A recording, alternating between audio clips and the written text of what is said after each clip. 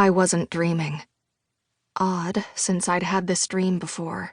I'd felt these flames, this wind. I'd had this dirt under my feet, heard the sound of water hitting my ears from far off in the distance like I did now. Only I knew this wasn't a dream. It was a nightmare. A living one. I stood on the connecting points of 5 elements and 4 directions, the center of the abyss.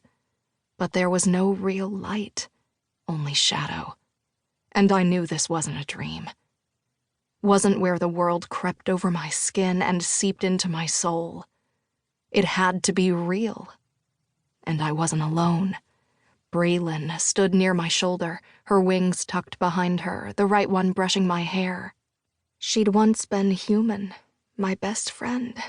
Now she was my familiar, a cat with wings who could breathe fire.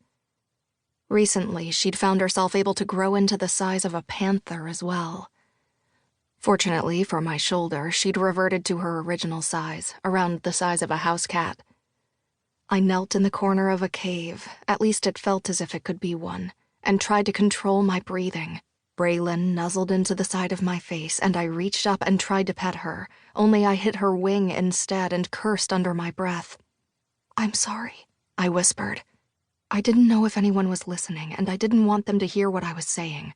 It wasn't as if the apology falling from my lips, issued to a cat on my shoulder, would matter in the end. I let out a breath, tried to reach my wielding, but I couldn't. I only felt a gaping void gnawing at my soul.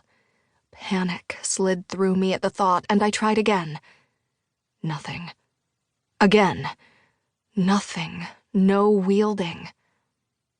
I was the spirit priestess, one who could hold all 5 elements of the realm. Though I didn't know if I was in the Mason realm at the moment. Still, I should have been able to use earth, water, air, and fire, as well as spirit.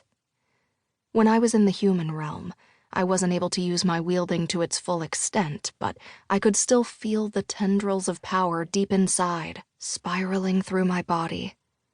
Others had sacrificed so much to help me get to the point where I could even unlock my elements. I had lost so much in my pursuit of them, and I was still learning to control my power.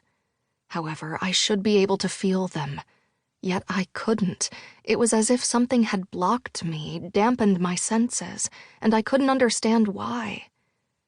Was this the shadow realm that Easton had talked about? I swallowed hard and tried not to think about Easton, because I missed him. He had been taken from me before.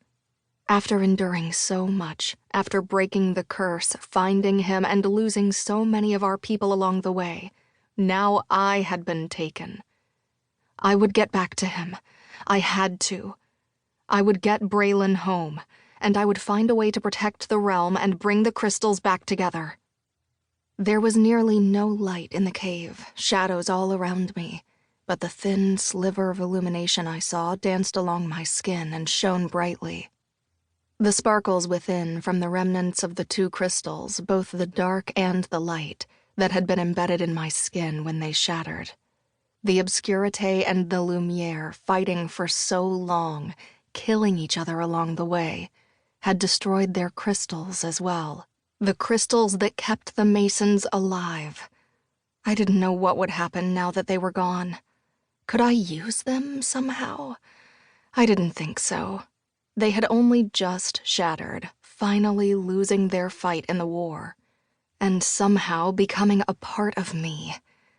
Then the Gray, the wielder of shadow, had taken me to his realm, most likely, if that's where this was, and away from my friends, my new family. I had no other family left. The Gray had sent his lackey to kill my parents. They were gone, murdered in front of me, and that was how I ended up with the spirit element in my body, the one I didn't quite understand. It wasn't like it would help me now anyway.